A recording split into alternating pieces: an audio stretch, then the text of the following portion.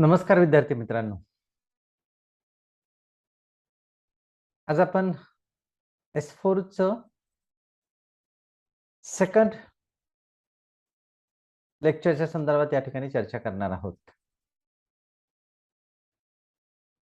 मित्रांनो, मागच्या वेळेस आपण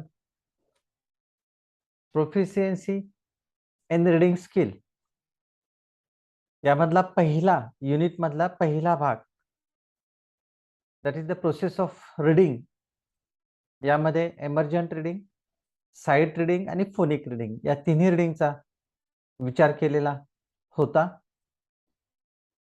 मला वाटतं त्या व्हिडिओचा आपण अतिशय बारकाईने अभ्यास करून त्या संदर्भात परीक्षेच्या तयारीला सुरुवात केलेली असेल. मी या ठिकाणी स्क्रीन शेअरिंग करतो.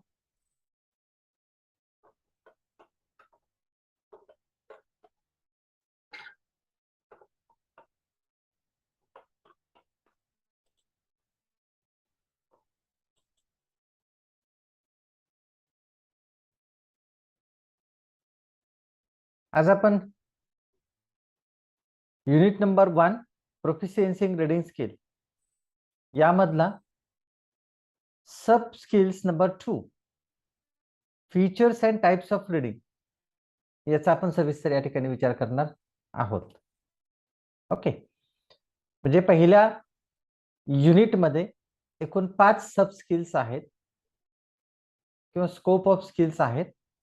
त्यापैकी पहिला संपलेला आहे. दुसऱ्या स्किलला आपण आता सुरुवात करतो आहे आणि त्याचं नाव आहे features and types of reading skill. Okay मित्रांनो, features and types of reading मध्ये एकूण 5 रीडिंगचा आपल्याला या ठिकाणी विचार करायचा आहे. त्यामध्ये पहिला आहे loud reading, coral reading, silent reading, popcorn reading आणि पार्टनर रीडिंग असे 5 रीडिंग यामध्ये अंतर्भूत केलेले आहेत. So just we are going to think about all these readings in detail. Okay, त्याच्या अगोदर आपण एक साधारणतः S4 वरती आधारित एक ऑब्जेक्टिव्ह टाइप व्हिडिओ मी आपल्या समोर सादर केलेला होता किंवा आपल्याला उपलब्ध करून दिला होता. ऑब्जेक्टिव्ह टाइपची लिंक या ठिकाणी स्क्रीनवरती दिसते तुम्हाला. मित्रांनो, अतिशय महत्त्वाचा video. You should go through it and try to understand what would be the objective type of questions which will occur in coming exam. Definitely this video will help you to get good marks, not only for the objective type questions but also for 2, 3 and 4 mark questions. Okay, आणि 2 नंबरचा जो video दिलेला आहे 1.1 process of reading, याची पण link मी या ठिकाणी खाली दिलेली आहे आणि या व्हिडिओच्या खाली डिस्क्रिप्शन बॉक्स मध्ये सुद्धा या दोन्ही लिंक मी तुम्हाला देणार आहे. मला वाटतं प्रोसेस ऑफ रीडिंग वरती पहिला जो काही व्हिडिओ पाठवलेला आहे तो अतिशय बारकाईने ऐका आणि तो ऐकल्यानंतर तुम्हाला हा पुढचा पण व्हिडिओ अतिशय बारकाईने ऐकणं अपेक्षित आहे. ओके, त्यामुळे याचं नोट डाऊन करा आणि मला वाटतं हे दोन्ही व्हिडिओ तुम्हाला येत्या परीक्षेसाठी अतिशय महत्त्वाचे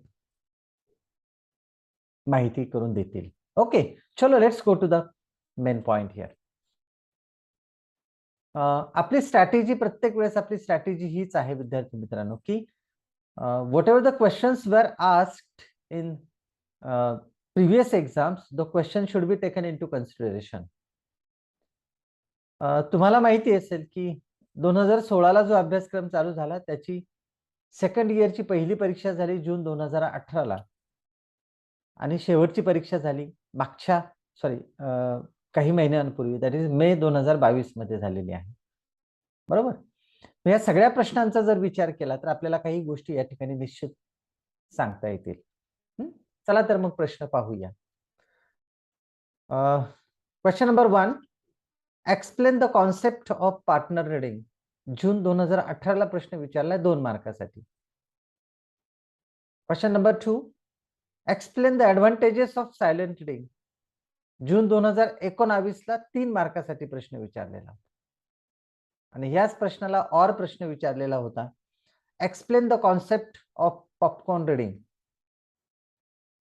हा पण जून 2019ला 3 मार्कासाठी विचारलेला होता. म्हणजे 2 नंबरचा आणि 3 नंबरचा प्रश्न हा एकमेकाला और विचारलेला होता. नंबर 4 एक्सप्लेन कोरल रिडिंग जानेवारी 2021ला 3 मार्कासाठी हा प्रश्न विचारला गेलेला होता. Number 5 what are the advantages of reading November 2021ला 2 मार्कासाठी हा प्रश्न विचारला गेलेला होता. Question number 6 how will you use extensive reading and intensive reading to develop reading of your students. November 2021ला हा 3 मार्कासाठी प्रश्न विचारला गेलेला होता. त्यानंतर मे 2022ला 2 मार्कासाठी विचारला गेलेला प्रश्न व्हॉट इज कोरल रिडिंग. आणि परत मे 2022ला 3 मार्कासाठी विचारला गेलेला प्रश्न होता how will you arrange popcorn reading in your class. मित्रांनो, तुम्ही जर ह्या सगळ्या प्रश्नांचा बारकाईने विचार केला तर आपल्याला एक गोष्ट माहिती आहे की साधारणतः मागच्या प्रश्नपत्रिकेमध्ये जे प्रश्न विचारले गेलेले आहेत ते प्रश्न लगेच दुसऱ्या वर्षी विचारले जात नाहीत. बरोबर. मग आपल्याला किती एकूण 5 रिडिंग आहेत त्याच्यामध्ये. किती 5 रिडिंग आहेत. त्याच्यामध्ये लाऊड रिडिंग आहे, सायलेंट रिडिंग आहे, पॉपकॉर्न रिडिंग आहे, पार्टनर रिडिंग आहे, कोरल रिडिंग आहे. हे असे सगळे 5 प्रकारचे रिडिंग या ठिकाणी दिलेले आहेत. मे 2022ला एक 3 मार्काला प्रश्न पडलेला आहे आणि एक 2 मार्काला प्रश्न, म्हणजे 5 मार्काचे प्रश्न हे types and features of reading skill वरती पडलेले आहेत. म्हणजे चॅप्टर नंबर 1 मध्ये एकूण 5 सब स्किल्स आहेत आणि 5 सब स्किल्स मधला दुसरा जो सब स्किल्स आहे तो म्हणजे types and features of reading skill. Okay. मग हा जर दुसऱ्या स्किलवरती 5 मार्काला मागच्या वर्षी प्रश्न विचारले गेलेले आहेत याचा अर्थ हे जे काही दुसरं सब स्किल्स आहे हे परीक्षेच्या दृष्टिकोनातून अतिशय महत्वाचं आहे. बरोबर. नोव्हेंबर 2021ला मित्रांनो तिथे पण 5 मार्काचा प्रश्न विचारला गेलेला आहे या कौशल्यावरती आधारित किंवा ह्या सब स्किल्स वरती आधारित.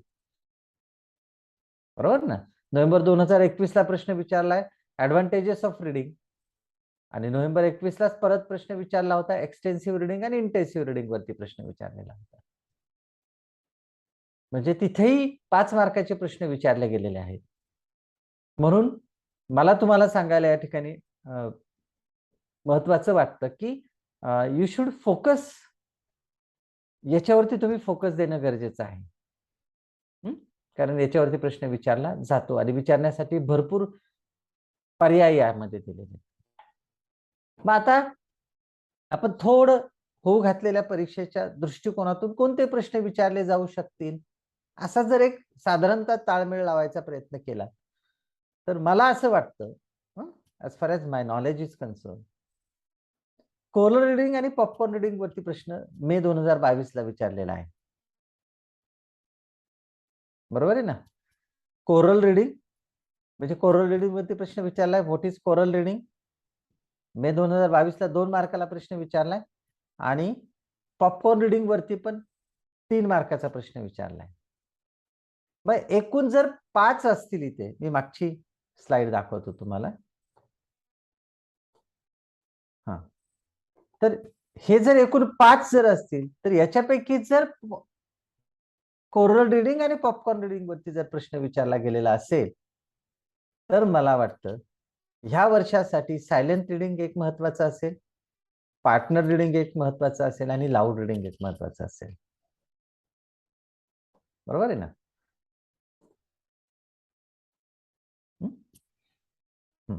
मग आता या युनिटचा या सब युनिटचा अभ्यास करताना मी एक सांगेल, 1 नंबरला तुम्ही सायलेंट रिडिंग करा, 2 नंबरला पार्टनर रिडिंग करा आणि 3 नंबरला लाऊड रिडिंग करा. आणि मग वेळ मिळाल्यानंतर तुम्हाला कोरल रिडिंग आणि पॉपकॉर्न रिडिंग पण करायचा प्रयत्न करा. म्हणजे जर प्रश्न विचारलाच गेला या भागावरती तर तो सायलेंट रिडिंग वरती असेल, तो पार्टनर रिडिंग वरती असेल आणि तो लाऊड रिडिंग वरती असेल. आता पार्टनर रिडिंग का म्हणतो विद्यार्थी मित्रांनो? जून 2018 ला प्रश्न विचारलाय पार्टनर रिडिंग वरती. त्याच्यानंतर परत प्रश्न विचारलाच गेला नाही. परत प्रश्न विचारला गेला नाही. म्हणजे जून 2018 ला एक परीक्षा झाली, नोव्हेंबर 2018 ला एक झाली. त्याच्यानंतर जून 2018 ला पहिला एक झाला. त्यानंतर नोव्हेंबर 2018 ला एक परीक्षा झाली, बरोबर. नंतर जून 2019 ला, नोव्हेंबर 2019 ला. त्यानंतर 20 ला परीक्षाच झाल्या नाही कुठल्या. त्यानंतर जानेवारी 2021 ला आणि नोव्हेंबर 2021 ला, बरोबर आहे. त्याच्यानंतर मे 2022 ला, म्हणजे मागच्या 7 प्रश्न ज्या परीक्षा झाल्यात त्याच्यापैकी फक्त जून 2018 ला पार्टनर रिडिंग वरती प्रश्न विचारला गेला असेल, गेले. म्हणून पार्टनर रिडिंग पण या ठिकाणी महत्वाचं आहे. तसंच घडलं सायलेंट रिडिंगच्या संदर्भात.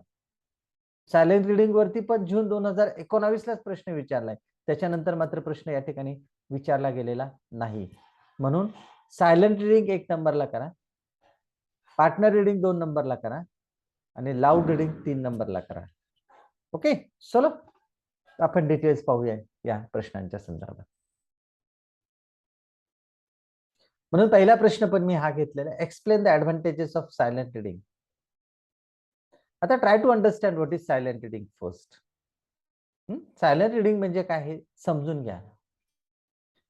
मी व्याख्या पण दिलेली, silent reading is a reading of words और sentences without producing sounds audible to others. Objective type प्रश्नामध्ये पण हे स्टेटमेंट अतिशय महत्वाचं आहे. विदाउट शब्द वापरला, विदाउट प्रोड्युसिंग साऊंड हा शब्द आला की सायलेंट रिडिंग लक्षात ठेवायचं.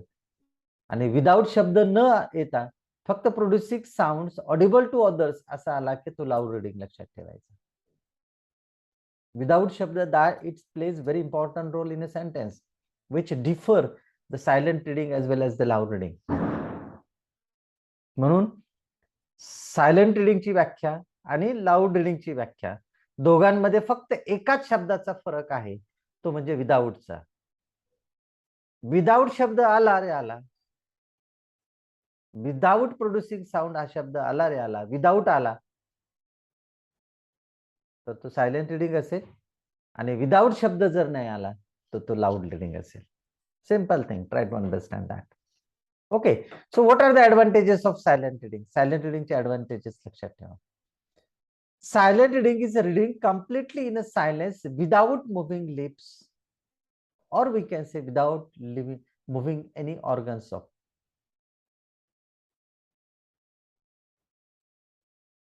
त्याला आपण मनातली मनात किंवा मौन रिडिंग असं म्हणतो. आणि मौन रिडिंग मध्ये होठांची कशाची हालचाल, जिभेची हालचाल करायची गरज पडत नाही. Sorry, without moving lips. Second one, it aims at improving eye span. I span improve करण्याचा एक महत्वाचा फायदा हा सायलेंट रिडिंगचा असतो. आता आय स्पॅन म्हणजे काय? It is written in a bracket. Number of words eyes take at one jump. म्हणजे ज्यावेळेस तुम्ही वाचायला लागता त्या वाचल्यानंतर तुमच्या दृष्टिक्षेपामध्ये जेवढे शब्द येतात ना, that is called the eye span. Okay. Number 3, silent reading helps the learners to develop the abilities like finding the main ideas, answering the questions, summarizing, predicting, and critically examining. So when somebody starts reading silently, it means that he developed the ability of finding the main ideas, answering the questions, प्रश्नांची उत्तरं देणे, मूळ मुद्दा शोधून काढणे, समरायझिंग म्हणजे सारांश रूपाने माहिती गोळा करणं, प्रेडिक्टिंग, क्रिटिकली एक्झामिनिंग हे सगळे दृष्टिकोनातून सायलेंट रिडिंग अतिशय महत्वाचं असतं. Okay. Number 4, silent reading inculcate love for reading. हा yes, inculcate love for reading. वाचनामध्ये इंटरेस्ट निर्माण करण्यासाठी सायलेंट रिडिंग हा महत्वाचा असतो. कारण सायलेंट रिडिंग ज्यावेळेस आपण सायलेंट रिडिंग करतो ना मित्रांनो, so we are understanding what is the context, we are understanding what is the theme, and we are understanding what the writer wants to say. Loud reading मध्ये एक महत्वाचा घटक असतो, loud reading is only for the developing reading skill. There is no requirement that after a loud reading one can answer the question, one can find out the main ideas, one can summarize the paragraph. No, not at all. There is no critically examination is there in loud reading. But this happen in case of silent reading. So silent reading is very important for that.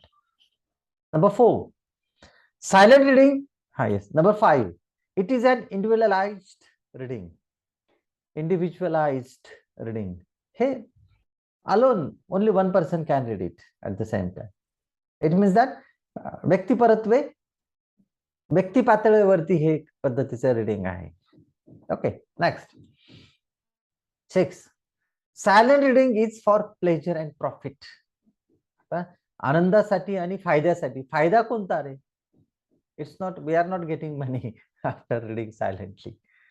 So profit in the sense we get ideas, we try to understand the summary, we try to understand what is the critically summary of that particular lesson. Oh, so it's called the pleasure and profit. Number 7, in-depth study. In-depth study म्हणजे वरती आपण तो पाहिले ना, to get the critical analysis, to answer the questions, to find out the main ideas, to predict. For that we can read silently. So it is in-depth study. Number 8, useful for linguistics and literature studies. It is said that when somebody wants to study literature as well as the linguistic, he or she should start silent reading. भाषिक कौशल्य विकसित करायचं असेल किंवा वाङ्मयाचा अभ्यास जर करायचा असेल, इंग्लिश वाङ्मयाचा किंवा इतर वाङ्मयाचा, so you should read it silently. Number 9, quicker and time saving. This is more important thing. Quicker म्हणजे पटकन आणि वेळ बचतीचं हे रिडिंग आहे.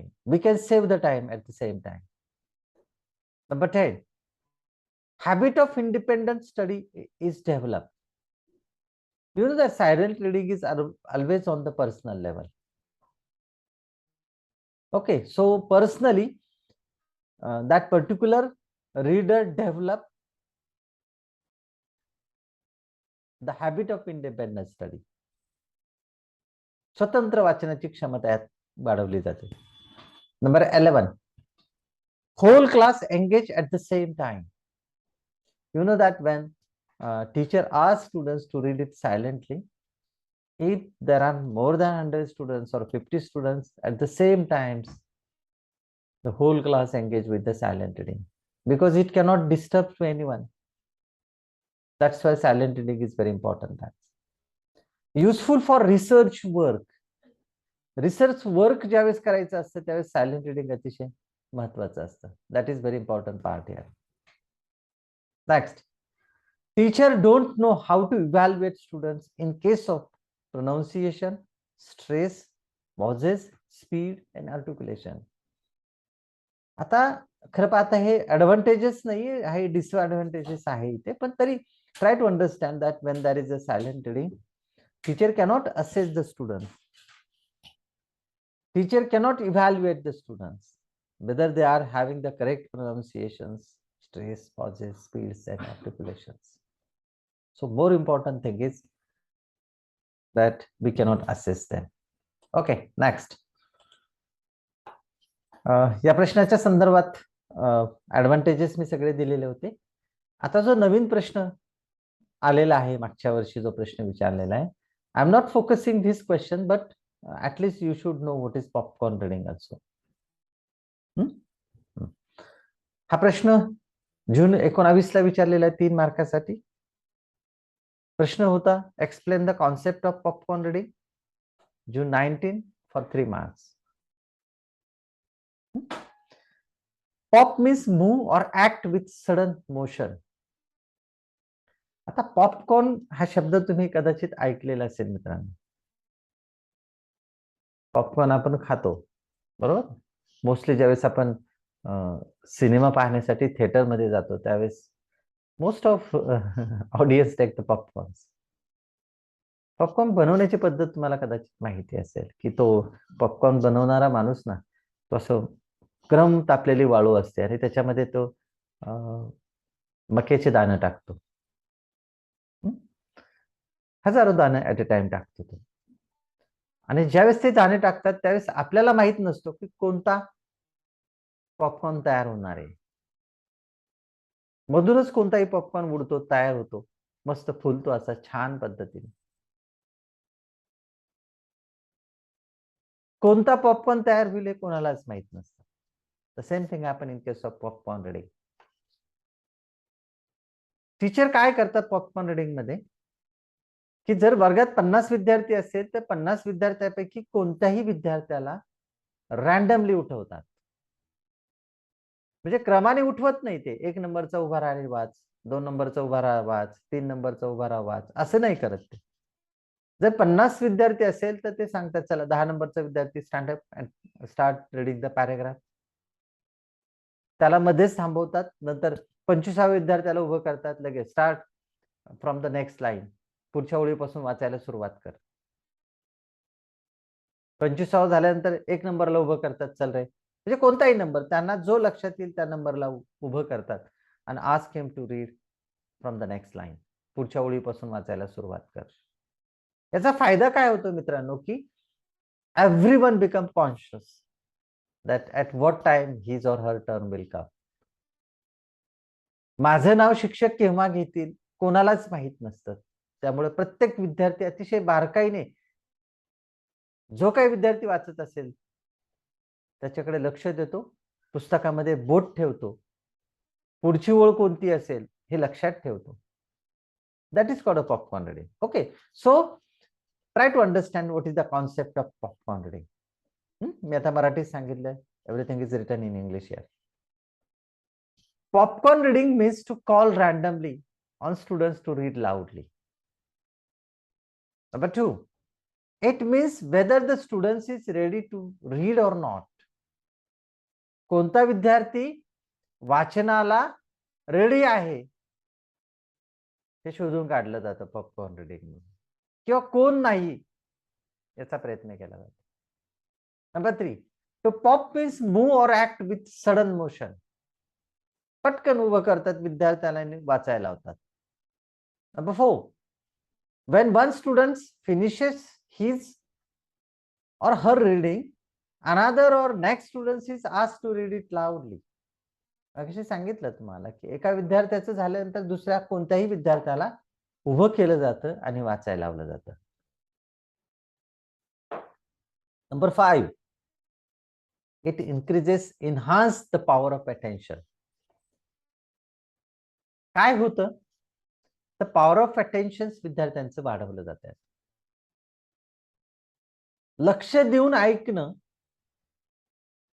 Listening with understanding is important here. Number 6, it makes reading skill interesting. वाचन कौशल्य विकसित करण्याची ही अतिशय आनंददायी किंवा इंटरेस्टिंग पद्धत आहे. Number 7, it helps them for cooperative reading.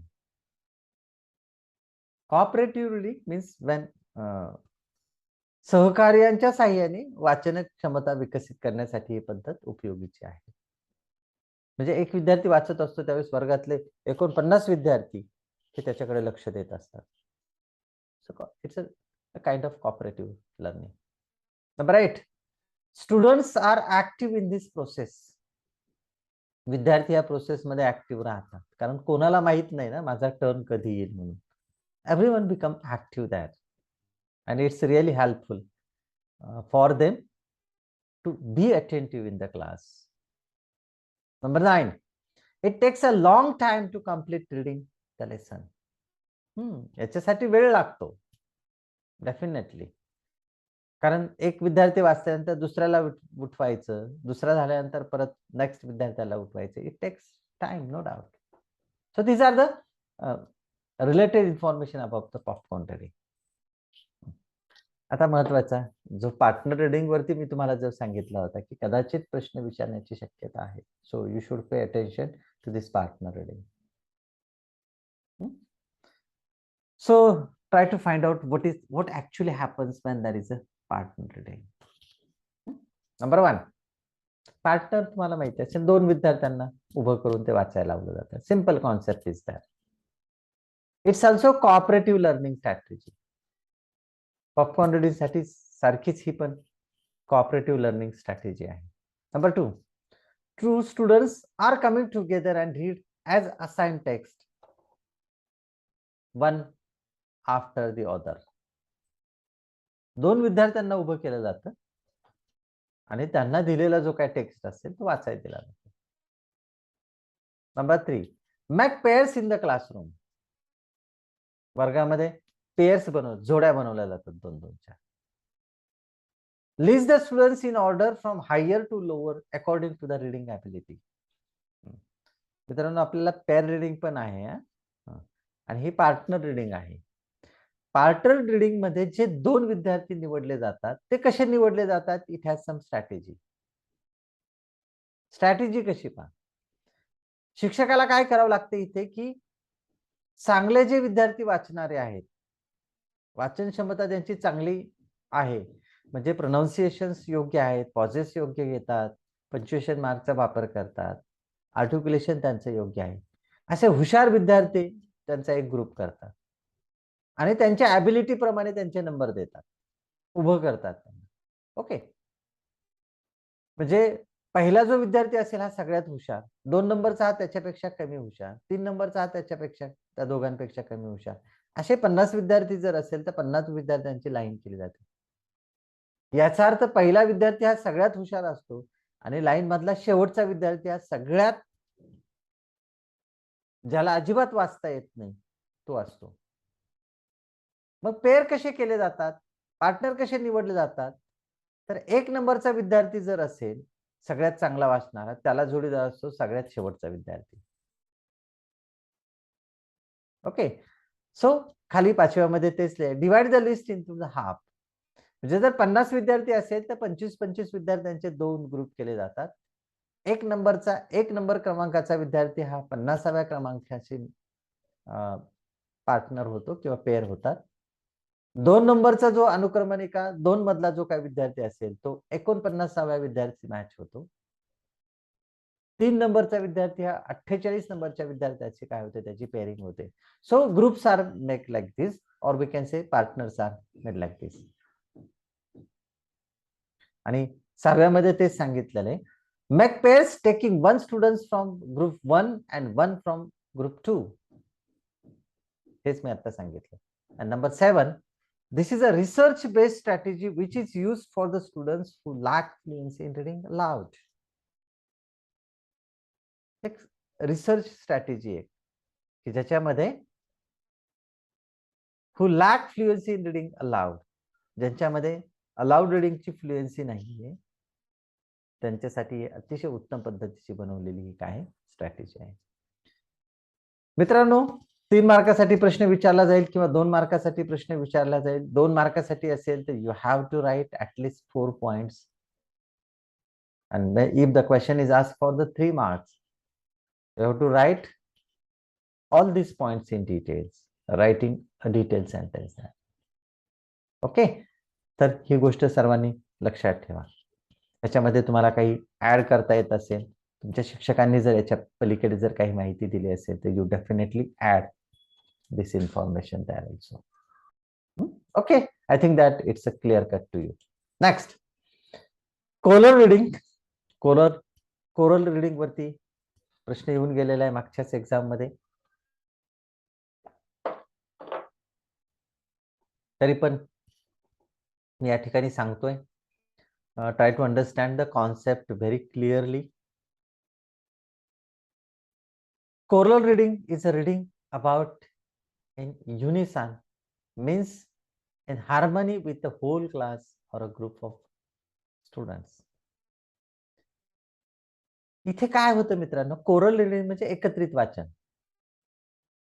एकत्रित वाचन सगळ्या विद्यार्थ्यांना ऍट अ टाइम सेम एकाच वेळेला उभं करून किंवा बसून वाचायला लावायचे. That is called the choral reading. It helps to build fluency, self confidence, as well as it motivation among the students. It gives the motivation among the students. याचा एक फायदा आहे मित्रांनो, ऍट अ टाइम सगळ्या विद्यार्थ्यांना जर वाचायला लावलं तर ज्यांना वाचता येत नाही त्यांच्यामध्ये कॉन्फिडन्स तयार होतो आणि त्यांना मोटिवेशन मिळतं आणि definitely it increases the fluency. Fluency म्हणजे तुम्हाला मागच्या व्हिडिओमध्ये मी सांगितलं. What is the fluency? Fluency is always about the reading as well as the speaking skill. And when we think about the accuracy, accuracy is related about writing skill. म्हणजे एखादा विद्यार्थी चुकत जरी असेल तर शेजारच्या विद्यार्थ्यांचं ऐकून तो क्लिअर करतो आणि त्याच्यामध्ये कॉन्फिडन्स तयार होतो की I can do this, I can read it. Definitely it motivates them. Number 3, choral reading gives support to remove students' drawbacks. वरच्या ह्याच्यात मी तेच सांगितलं की विद्यार्थ्याच्या मनामध्ये एखादी जर ड्रॉबॅक्स असेल की मला वाचता येत नाही, I don't have the correct pronunciation, हा ड्रॉबॅक्स इथे काढून टाकला जातो. कारण का? चुकला तरी इतरांना कळत नाही आणि चुकत चुकत तो विद्यार्थी प्रोनाउन्सिएशन, स्पीड सगळं मेंटेन करायचा प्रयत्न करतो. So this is very good strategy. Number 4, it can provide an opportunity to practise. सरावासाठी हा चांगल्या पद्धतीची एक संधी विद्यार्थ्यांना निर्माण करून दिली जाते. Number 5, it is helpful to improve the ability to read sight words. Yes, this is very important thing that when choral reading is that it helps students to improve their sight reading too. And the last one, the students can read it in a better way afterwards or their own. When students start reading as a choral reading, definitely it is a better way to improve their reading skill there. So I think that these are 5 to 6 points which are very important as far as the choral reading is concerned. That I think that you should go through all these sentences and try to note down all these sentences so that you can, if the question is that, definitely it will help you.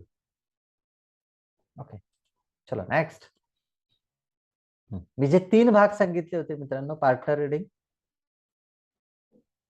Silent reading आणि loud reading, या तिन्ही भागांवरती प्रश्न येण्याची शक्यता आहे.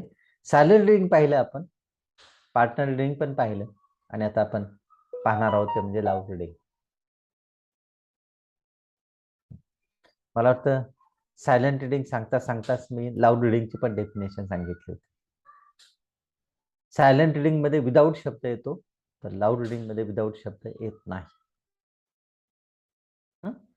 Loud reading is a reading of words or sentences producing sounds audible to others. So pay attention to this. Loud reading is called barking at the print. एक वाक्य आहे पुस्तकात दिलेलं आणि लाऊड रिडिंगला म्हटलं जातं ते loud reading is just like a barking at print. So what is the purpose of loud reading? Try to understand. Learner gets practice for proper pronunciations, stress, intonation, speed, pauses, articulations, and fluency.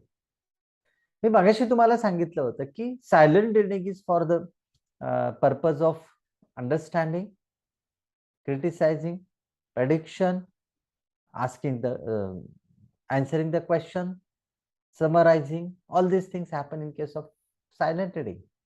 But as far as the loud reading is concerned, it develops or it gives practice for good pronunciations, stress, intonation, speed, pauses, or we can say punctuation marks, articulations, and fluency.